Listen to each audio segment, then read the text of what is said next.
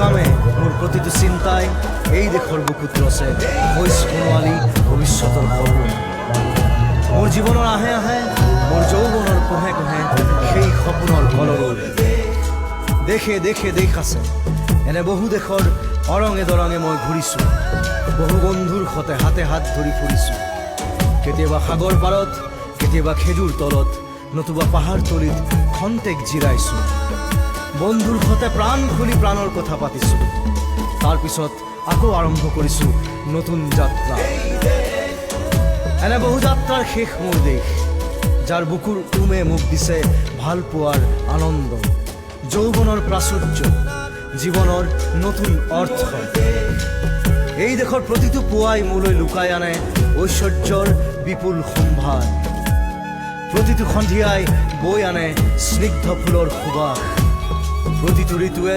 মোক দি যায় জীৱনৰ আশীৰ্বাদ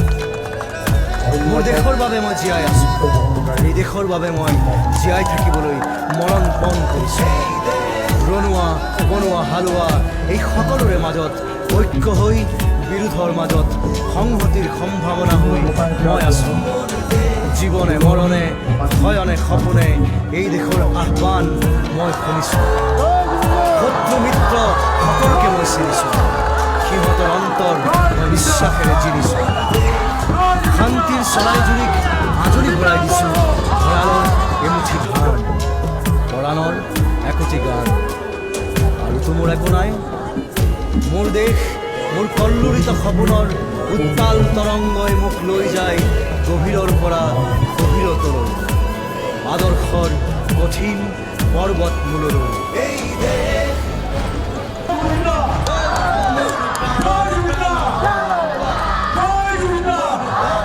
মোৰ খুব ভাল লাগিছে যে জুবিনক তেওঁলোকে অমৰ কৰি ৰখাৰ এটা প্ৰচেষ্টা প্ৰতিমূৰ্তি স্থাপন কৰিছে এক বিশাল একাই আৰু বহুদিনৰ পৰা তেওঁলোকে আমন্ত্ৰণ কৰি আহিছিল কিন্তু মই মানে আহিব পাৰোঁ নে নোৱাৰোঁ সেইটো এটা কাইলৈ মোৰ কোৰ্টতো ডেট আছে গতিকে মই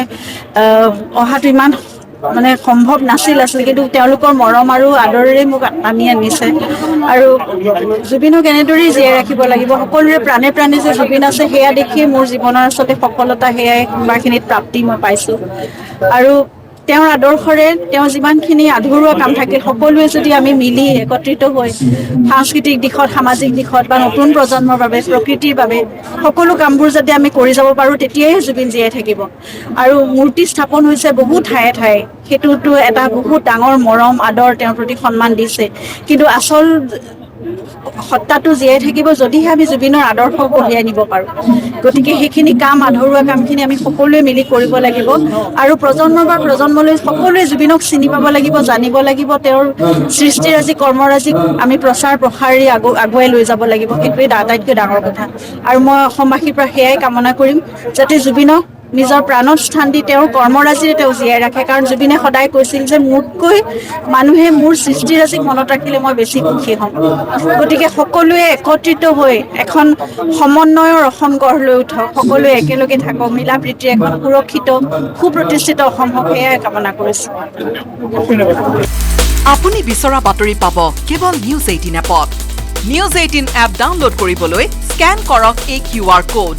গুগল প্লে ষ্টৰতো পাব এই নিউজ 18 এপ